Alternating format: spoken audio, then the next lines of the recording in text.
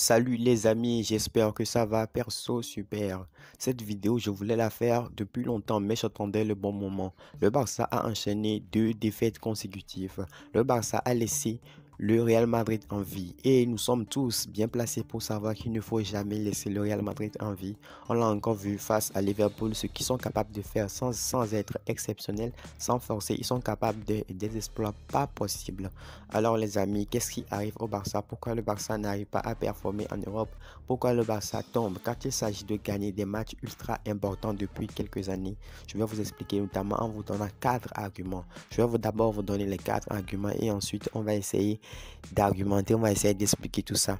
Premier argument, d'abord la fragilité mentale. L'équipe de Xavi est fragile mentalement, émotionnellement, il ne se gère pas, c'est pas possible. Et quand vous êtes fragile mentalement, vous ne pouvez pas conquérir plutôt l'Europe. Deuxième chose, c'est les recrutements. Je ne sais pas qui est le boss, qui est le chef des recrutements. Je ne sais pas qui cible les joueurs, mais ça ne va pas au niveau des recrutements aussi. Il faut cibler certains joueurs spécifiques, les joueurs qui ont le niveau, les joueurs qui peuvent jouer au bassin, les joueurs qui peuvent performer. C'est pas tout le temps qu'il faut prendre des jeunes joueurs, non. Il faut aussi prendre des joueurs prime des fois pour pouvoir donner le meilleur d'eux en même temps parce qu'on n'a plus le temps d'attendre. On a tellement attendu. Troisième chose, c'est bien évidemment les choix illogiques, les choix bizarres de Xavi à certains moments de la saison. Personne ne comprend pourquoi Xavi fait certains choix des fois et lui-même il ne s'explique même pas. C'est ça, des fois, à certains moments de la saison, Xavi nous fait des choix, on ne comprend pas. Et la quatrième et la dernière raison, c'est que dans cette équipe, il y a des joueurs qui doivent partir, il y a des joueurs qui ne doivent pas jouer au Barça, il y a des joueurs qui n'ont pas le niveau Barça. Voilà, c'est ce que j'ai à dire. Ce sont les 4 arguments. Donc, on va aller pas à pas. On va les développer. Les amis, n'hésitez pas à participer dans les commentaires. Vous êtes nombreux à regarder les vidéos, à liker, à partager, à commenter. Merci beaucoup pour le soutien. On commence d'abord par la fragilité mentale. Si l'équipe n'est pas fort mentalement, l'équipe ne peut pas performer en Europe. On prend l'exemple des matchs que le Barça a joué en Ligue des Champions et en Europa League. Depuis la saison dernière, quel est le grand club que le Barça a battu en Ligue des Champions? Saison passée, c'est quel club? C'est le Dynamo Kiev, l'aller et le retour. Cette saison, quel club le Barça a battu en Ligue des Champions? Le Victoria Plzen, c'est ça. Le Barça n'arrive pas à concourir contre les grands d'Europe dans les compétitions européennes. Certes, le Barça avait passé Naples la saison dernière en Europa League, mais non, ça c'était un match qui était même limite. Donc je compte même pas ça, je parle des matchs de Ligue des Champions. Dynamo Kiev, Victoria Plzen, pour un club de notre calibre, pour un club du Barça, battre Victoria Plzen et Dynamo Kiev, c'est ultra insuffisant. Même si le club traverse une mauvaise passe, c'est ultra insuffisant. Bon, on s'est dit ça va aller, on va rebondir en Ligue Europa. Et pendant le moment qu'on a rebondi à Ligue Europa, le Barça était en train de traverser un moment exceptionnel, c'est-à-dire le mois de janvier sans défaite. Le mois de février, ça a bien commencé jusqu'à la défaite contre Manchester. Alors, on commence par le match aller à Manchester. Le Barça avait, après le match contre Manchester, le Barça allait jouer contre Cadiz et Xavi se permet de mettre Jordi Alba, Marcos Alonso, Jules Koundé et Araujo. Araujo, il le met en latéral droit et met une charnière inédite lors d'un match ultra important d'Europa League.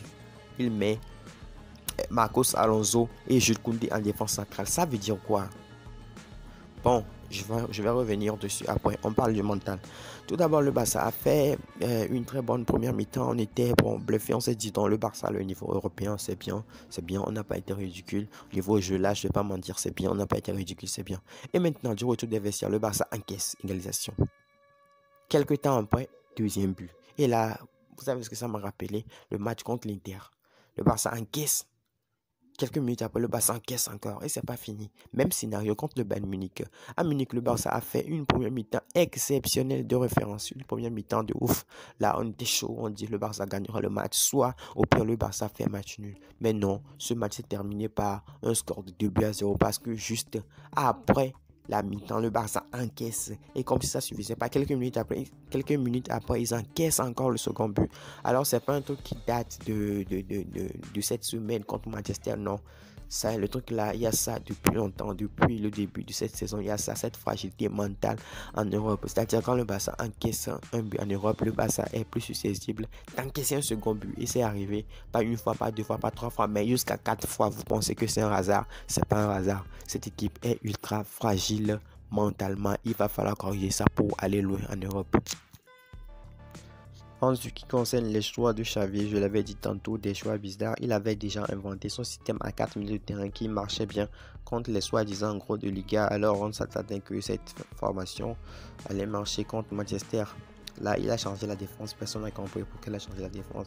C'est le genre de truc que Xavi fait des fois à des mois de la saison. Plombe le Barça. Certes, c'est un jeune entraîneur. C'est un entraîneur qui apprend encore, mais il faut qu'il se gère pour éviter ce genre de bourde. Et ce qui m'a encore plus choqué, c'est pour hier contre UD Almeria. Le Barça joue un match crucial. C'est-à-dire si le Barça gagne ce match, le Barça aura mathématiquement 10 points d'avance sur le Real Madrid. Et là, c'est presque plié. Parce qu'on sait que le Real Madrid aussi pourrait perdre des points. Et on pourrait aussi faire match nul ou gagner le prochain Classico. Et là, bon, les amis, c'est ultra difficile quoi. Le Barça se pointe à UD Almeria. Le Barça n'a plus perdu en Liga depuis qu'il a joué contre le Real Madrid. Le Barça a encaissé que 7 buts. Alors on s'est dit que ça va aller. Et là, Xavi nous sort encore une composition avec des Sergio Roberto latéral, avec des Jordi Alba latéral, avec un Eric Garcia. Il change 3 joueurs dans sa défense. Je dis 3 joueurs dans sa défense pour jouer contre UD Almeria. Je ne sais pas s'il ne me sait pas que c'est un match ultra important. C'est la finale de la Liga. Putain, merde. Voilà. Parce que ce match-là, ce match contre UD Almeria, c'est le match qui pourrait être le tournant de cette Liga. Peut-être même que c'est le match de la Liga. Parce que si le Barça gagne ce match, le Barça donne mathématiquement 10 points d'avance sur le Real Madrid. C'est presque le break. Vous voyez, non? Donc ça veut dire que le Barça prend le large. Mais non, le Barça décide de laisser encore une chance au Real en laissant le Real même grignoter un point. Maintenant, le Barça est seulement à 7 points du Barça. Attention, attention, parce que le titre peut échapper au Barça. Le titre peut encore échapper au Barça. Imaginons que le Barça perd un match contre un adversaire lambda. On ne sait jamais avec cette équipe. Ils sont capables du meilleur comme du pire. Et le Barça s'en va aussi perdre le Classico. Ça fait combien? 6 points de perdu. Il n'y aura qu'un seul point d'écart entre le Barça et le Real. Donc c'est pas encore joué. La Liga n'est pas encore jouée. Ne pensez pas que c'est plié ou quelque chose comme ça. Ce sont des bêtises, des barrettes. Non, le Barça vient de donner une chance au Real Madrid. Le Barça vient de donner confiance au Real Madrid. C'est ce que les hommes de Xavi, c'est ce que les choix de Xavi ont conduit. Moi, j'ai pas compris. Pour jouer une finale, il faut tout donner. Si le Barça joue ce match, le Barça n'a plus de match européen en milieu de semaine. Alors, il peut se permettre de mettre le meilleur 11 possible pour gagner ce match et après il peut faire tourner. Si le Barça met 10 points d'avance entre lui et le Real Madrid, vous pensez que les joueurs du Real Madrid vont entamer les matchs de la meilleure manière possible? Vous pensez qu'ils vont entamer les matchs avec la motivation qu'ils auront maintenant? Non, ils vont se dire même si on gagne, on revient à 7 points et le Barça pourrait toujours gagner.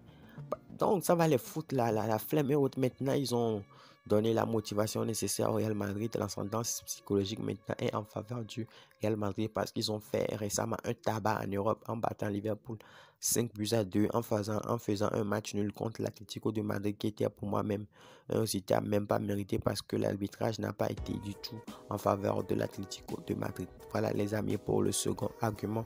On passe maintenant au troisième argument qui est le recrutement. C'est-à-dire, j'avais déjà parlé du mental, j'ai déjà parlé des choses de Xavi.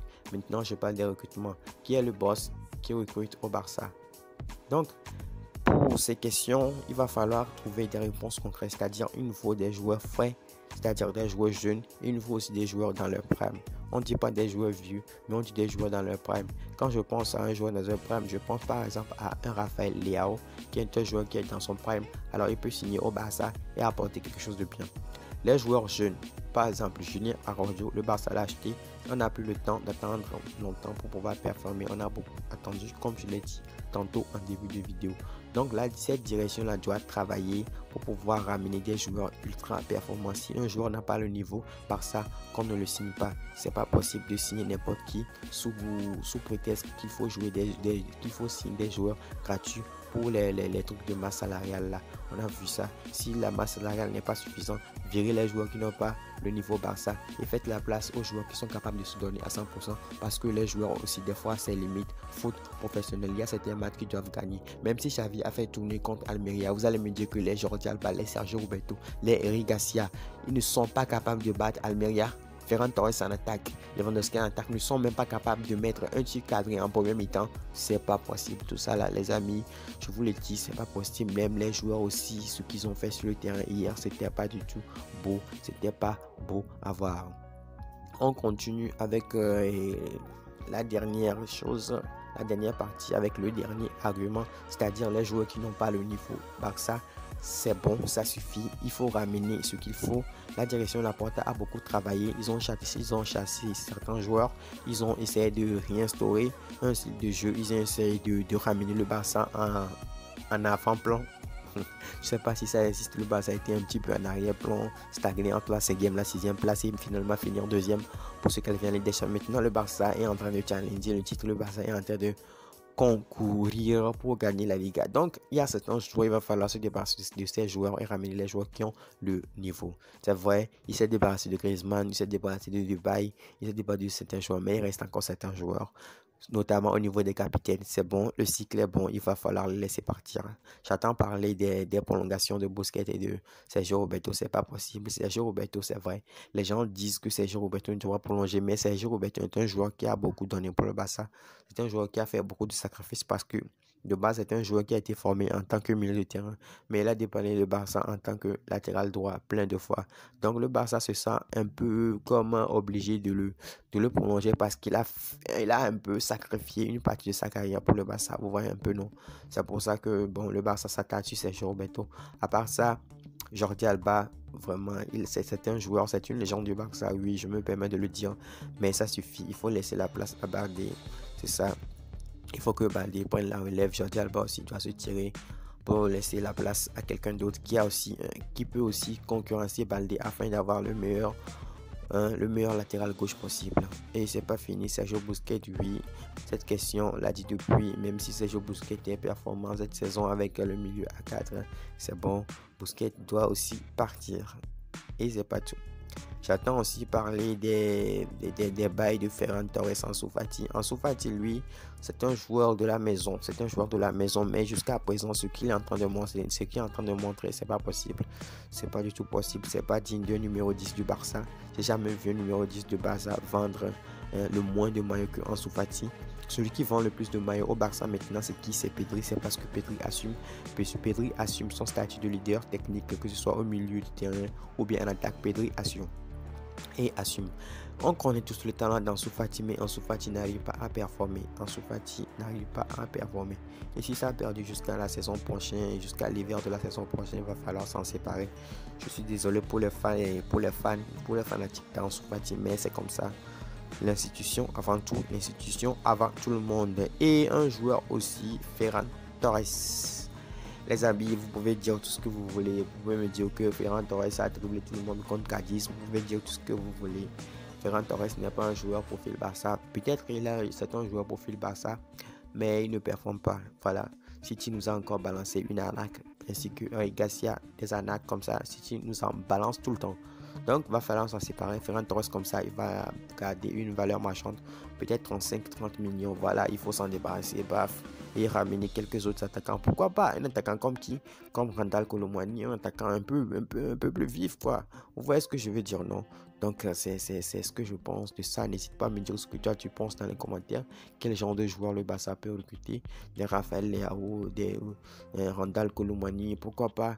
Et Alvarez de Manchester City. Donc, il y a des joueurs comme ça, ce genre de profil. Et ce joueur aussi qui va venir du Brésil, Victor, qui est pour pouvoir remplacer Lewandowski le plus tôt sera le mieux. Parce que s'il est là au même moment que Lewandowski, il pourrait apprendre certaines choses sur Lewandowski et rentrer dans certains matchs et essayer de performer. Parce que Ansu Fati, non, il ne peut pas être le second numéro 9. On sait qu'il a le talent, mais le mec n'arrive pas à performer. Le mec n'arrive pas à se retrouver. Les amis, je sais, cette vidéo a été une très longue vidéo. Merci pour ceux qui sont restés jusqu'à la fin. Merci pour le soutien. N'hésitez pas à lâcher le pouce bleu. Abonnez-vous si vous n'êtes pas encore abonné. À la prochaine.